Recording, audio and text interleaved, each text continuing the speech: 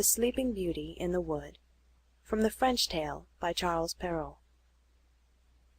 Once upon a time there was a king and a queen, who grieved sorely that they had no children. When at last the queen gave birth to a daughter, the king was so overjoyed that he gave a great christening feast, the like of which had never before been known.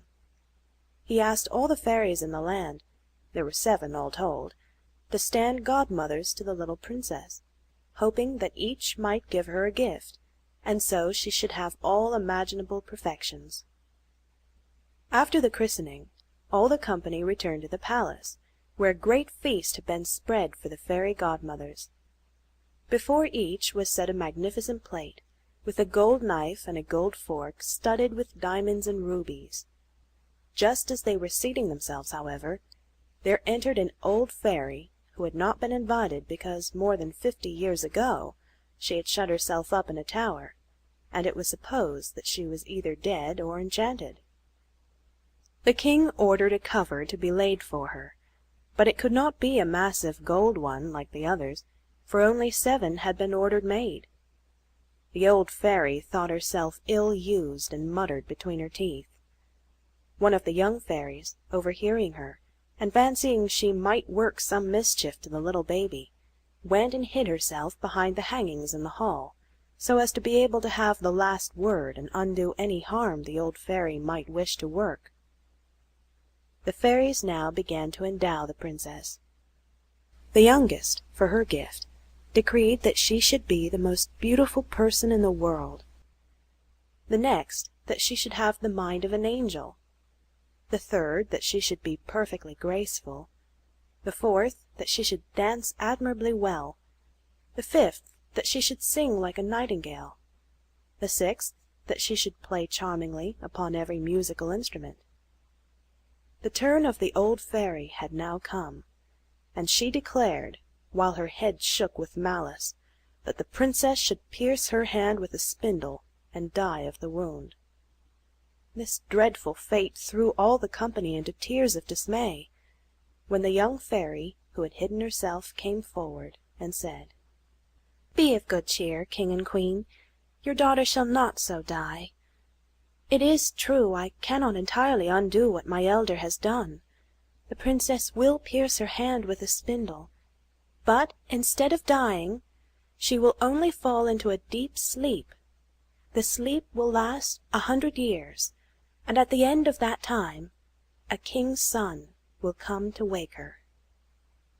The king, in hopes of preventing what the old fairy had foretold, immediately issued an edict by which he forbade all persons in his dominion from spinning or even having spindles in their houses under pain of instant death. Now 15 years after the princess was born, she was with the king and queen at one of their castles, and as she was running about by herself, she came to a little chamber at the top of a tower, and there sat an honest old woman spinning, for she had never heard of the king's edict. "What are you doing?" asked the princess. "I am spinning, my fair child," said the old woman, who did not know her. "How pretty it is!" exclaimed the princess. "How do you do it? Give it to me that I may see if I can do it." She had no sooner taken up the spindle than, being hasty and careless, she pierced her hand with the point of it, and fainted away. The old woman, in great alarm, called for help. People came running in from all sides. They threw water in the princess's face, and did all they could to restore her, but nothing would bring her to. The king, who had heard the noise and confusion, came up also, and remembering what the fairy had said, he had the princess carried to the finest apartment, and laid upon a richly embroidered bed. She lay there in all her loveliness, for the swoon had not made her pale. Her lips were cherry ripe, and her cheeks ruddy and fair. Her eyes were closed, but they could hear her breathing quietly. She could not be dead. The king looked sorrowfully upon her. He knew that she would not awake for 100 years. The good fairy, who had saved her life and turned her death into sleep, was in the kingdom of Mataquin, 12,000 leagues away, when this happened. But she learned of it from a dwarf who had a pair of 7-league boots, and instantly set out for the castle, where she arrived in an hour, drawn by dragons in a fiery chariot. The king came forward to receive her, and showed his grief. The good fairy was very wise, and saw that the princess, when she woke, would find herself all alone in that great castle, and everything about her would be strange. So this is what she did. She touched with her wand everybody that was in the castle, except the king and queen. She touched the governesses, maids of honor, women of the bedchamber, gentlemen, officers, stewards, cooks, scullions, boys, guards, porters, pages, footmen. She touched the horses in the stable with their grooms, the great mastiffs in the courtyard, and even little Poost, the tiny lap-dog of the princess, that was on the bed beside her. As soon as she had touched them, they all fell asleep, not to wake again until the time arrived for their mistress to do so, when they would be ready to wait upon her. Even the spits before the fire, laden with partridges and pheasants, went to sleep, and the fire itself went to sleep also. It was the work of a moment. The king and queen kissed their daughter farewell, and left the castle, issuing a proclamation that no person whatsoever was to approach it. That was needless, for in a quarter of an hour there had grown up about it a wood so thick and filled with thorns that nothing could get at the castle, and the castle-top itself could only be seen from a great distance. 100 years went by, and the kingdom was in the hands of another royal family. The son of the king was hunting one day, when he discovered the towers of the castle above the tops of the trees, and asked what castle that was. All manner of answers were given to him. One said it was an enchanted castle, another that witches lived there, but most believed that it was occupied by a great ogre, which carried thither all the children he could catch and ate them up one at a time, for nobody could get at him through the wood.